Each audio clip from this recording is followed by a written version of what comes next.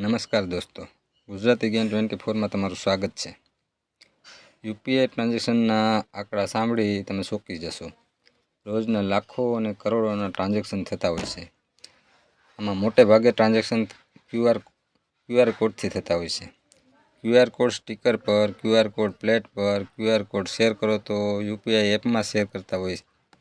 આટલો બધો વપરાશ, આટલું ટ્રાન્ઝેક્શન, આટલા યુઝર્સ, આટલો બધો વપરાશ છે તો સ્કેન થવાની સાથે ક્યુઆર સ્કેમ પણ થઈ શકે છે। તો ક્યુઆર કોડથી કઈ રીતે સ્કેમ થઈ શકે છે અને એ સ્કેમથી બચવા આપણે શું કરવું જોઈએ એ સમજીએ એ પહેલાં વિડીયોને લાઈક ના કર્યો હોય તો લાઈક કરો, ચેનલને સબસ્ક્રાઈબ કરો અને તમારા પરિચિત મિત્રોને ચેનલ શેર કરો। તો જોઈએ, ક્યુઆર કોડ સ્કેન કરો એ પહેલાં આટલું ધ્યાન રાખો। પેમેન્ટ લેવા માટે કોઈ પણ ક્યુઆર કોડ સ્કેન કરવાનો હોતો નથી। ક્યુઆર કોડ પેમેન્ટ આપવા માટે સ્કેન કરવાનો હોય છે। આ વાત મગજમાં બેસાડી લેવી।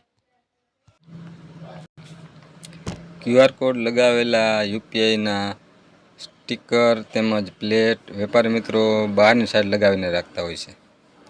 ત્યારે કોઈ સ્કેમ કરનાર વ્યક્તિ પોતાનું સ્કેનર ચિપકાવી અને સ્કેનર પર કોઈ પેમેન્ટ આપે તો એ પેમેન્ટ સ્કેમરના એકાઉન્ટમાં જાય છે।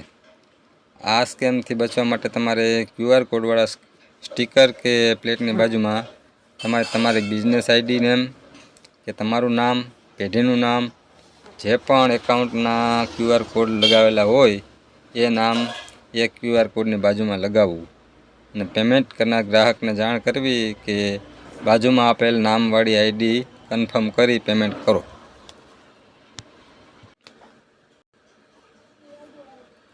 અને ત્રીજું, કોઈ પણ અંજાન વ્યક્તિએ મોકલેલ ક્યુઆર કોડથી કોઈ લિંક ખોલવી નહીં। કોઈ પણ લિંકની થર્ડ પાર્ટી એપ ડાઉનલોડ કરવી નહીં। આવી કોઈ એપ જો આપણા ફોનમાં ઇન્સ્ટોલ હોય તો એનાથી એ આપણા ફોટા જોઈ શકે, વિડીયા જોઈ શકે, ડોક્યુમેન્ટ જોઈ શકે। ટૂંકમાં આપણા ફોનનું રિમોટ કંટ્રોલ એના હાથમાં જતું રહેશે। આપણે સચેત અને સાવધાન રહેવાની જરૂર છે।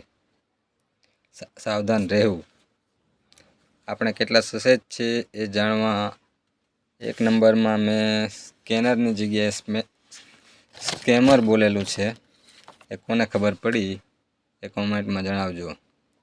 વિડીયો સારો લાગ્યો હોય તો લાઈક કરો, શેર કરો અને સબસ્ક્રાઈબ કરો।